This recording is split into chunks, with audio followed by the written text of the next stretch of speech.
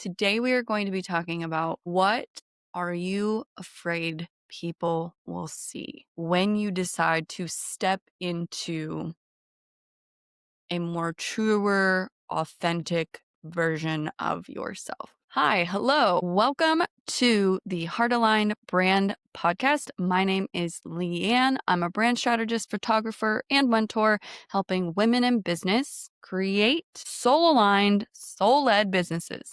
I am so excited to chat with you today.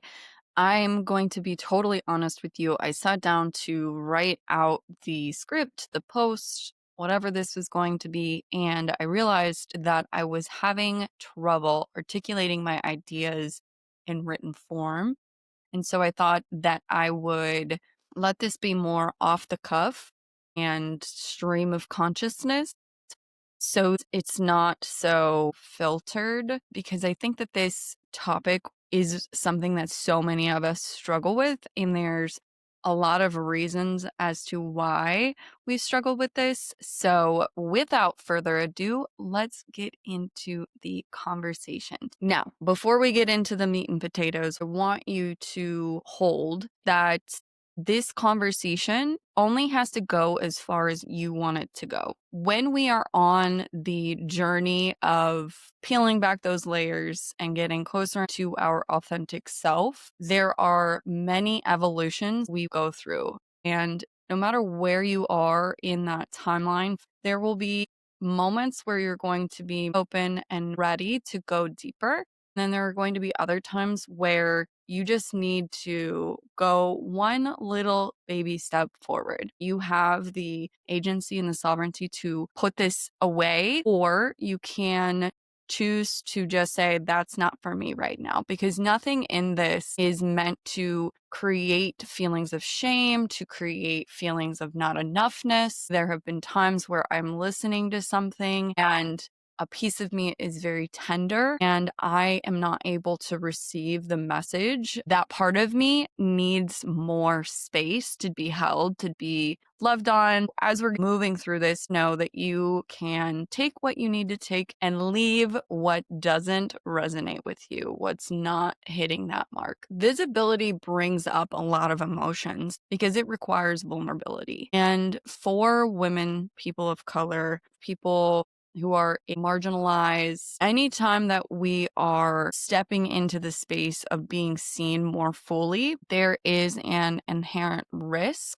and fear. But as business owners and as people who are here to create change, to impact the world in a positive way, we have to find a way through that fear so that our message can be heard. Now, years ago when I started my business, one of the biggest voices in my head was, what do you have to say that hasn't already been said? What do you have to create that hasn't already been created? And this sort of belief is crippling, because what it does is it minimizes what we are here to do on this planet in this brief moment of time. It's very nihilist, which it's a very nihilist viewpoint. And for those of us who have been on this planet for a period of time, the state of the world is bringing this viewpoint out more and more and more because we're exhausted, overwhelmed, overworked. We're feeling this ever ending not enoughness. And if we're not careful, we can fall into this trap of believing that nothing matters. Anytime we are endeavoring to do something different, something that we love, something that lights us up, there is inherently that voice in our mind that wants to convince us that what we have to say, what we want to do doesn't matter. Where do these feelings originate? Where does this really pessimistic, negative view of the world, of ourselves, originate from? I believe it originates from unintentional harm done to us as we are growing up. For those of us who are in the age bracket of like 30s to mid 40s, we were in that space where we were coming out of like corporal punishment, spanking kids, yelling at kids. Kids are meant to be seen, not heard mentality, and sort of moving into a space of more conscious parenting, though I wasn't necessarily on that receiving end. But there was still a lot of misunderstanding of what does a child look like? How do they exist in the world? And that's one of the core wounds we all carry is at some point in our youthfulness, our childhood, we were living in our innocence. Our inhibitions weren't existent. The people around us, our parents, our teachers, and fellow children reacted parts of ourselves we have pushed into a closet or we quieted because that part was too much. That part was dramatic, too loud, too boisterous. And when we set out to be more visible, the parts that we have put into our shadow have to be addressed because can we really be safe to be seen and visible without looking at those parts? So I want you to ask yourself, when you think about visibility and what you're afraid people will see, what are the common narratives that circulate in your headspace? Here are some that I have personally sat with. People will think I'm vain, I'm misunderstood.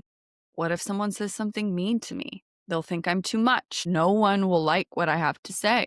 They'll think I'm cringe or that I don't know what I'm talking about. She's full of herself. The most surprising for myself was when people did respond positively to what I was sharing. It would actually cause me to go back into myself because that acknowledgement was really scary because for so long, when I let that part of myself out, people reacted negatively. So when people reacted positively, I didn't know how to handle that acknowledgement. I would actually revert back into, oh no, don't see me, don't see me. What if you eventually think that I'm too much, that I overthink, that I go too deep into things and it's not necessary to do that. So as I was working through figuring out how to be more visible, and I was working on reprogramming or reframing these negative beliefs or thoughts, I did this exercise that I found really helpful in shifting my behavior and how I was showing up for myself. Because a lot of the time when we think of being visible, we immediately go to social media, but being visible is also about being more authentic in who you are in every moment of your day, in every interaction you have. It's the trust that if I am more of this part of myself, the people around me can handle it and I won't be rejected, an outcast.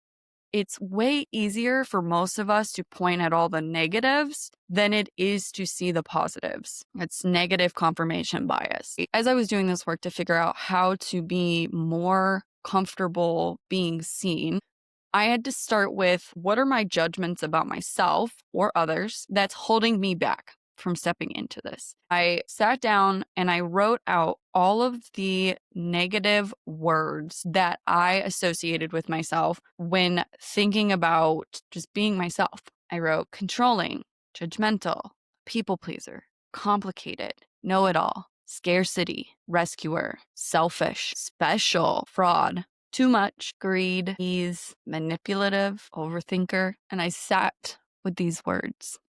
And some of those words, special, like what's negative about being special? And when I wrote this out, I was like, wow, that's really interesting. Ease. What's so bad about ease? At first, it's really easy to look at that list of words and just self deprecate even further. But ultimately, I think most of us are good people. We want to do good things in the world. And this idea that we have of ourselves is a lot of other people's shit that's been put onto us. Now, of course, there are times we need to take responsibility, and there's in no way that am I saying not to do that. But to the level at which we use these negative beliefs about ourselves to beat ourselves over the head with it is extreme. And our job is to move through these judgments so that we not only get to a better place internally, but so that we don't turn around and put that on other people the same way people put it on us. Take each one of those words and find the opposite. Reframe it. Instead of it being a negative, what are the positive aspects of it? How can we take this and shine light onto this in a way that is beneficial? This is something that's really good for boundaries, too. Let's take a moment and do this in real time. Let's take fraud or fake, because this is one that we all experience in some form or another. Another way we talk about it is imposter syndrome. How can we flip fraud or fake into a positive affirmation that frees us from this very strict view? Instead of being fraud or fake, we could say, I'm a curious, excited human full of nuance. And when I share, I'm sharing from a place of excitement and joy. And I know that there will be times that people might want to say, how dare she? She doesn't have it all figured out. But those people are not my people, because I'm human. Let's take controlling. Instead of saying controlling, what if instead we say, I feel safe when I know that everything is in place. I also know that there are people that I can trust who can take care of this. Do you see how taking it from this very extreme negative viewpoint and tapping into what the behavior is trying to soothe, and then we want to take accountability for where that behavior can create negative consequences. We create an affirmation that addresses the fear. I feel safe when I know everything is taken care of. And I also recognize that there are people in my life that I can trust who will take care of it, even if it's not the way that I would do it. We hold space for what we need, and we acknowledge where the behavior may be sabotaging us. Now, as I mentioned, when we are moving into being more authentic, we often think online, social media, but I want to challenge you to think about it not in the social media realm, but in who are you being in your day to day. Because when you're able to hold space for the fullness of your personality, your experience, the good and the bad, we teach ourselves that it's safe to be more of who we are. I want to leave you with this question. If you woke up tomorrow no longer caring about what people would think about you, family, friends, clients, strangers online, what would you do differently? What parts of you would you let shine more? What parts of you would you love more? I hope that this conversation got your wheels spinning, gave you some insight. And remember that wherever you are in this walk of being more authentic, stepping into more of who you are, claiming what is yours, fill in what that means for you, and leave whatever needs to be left.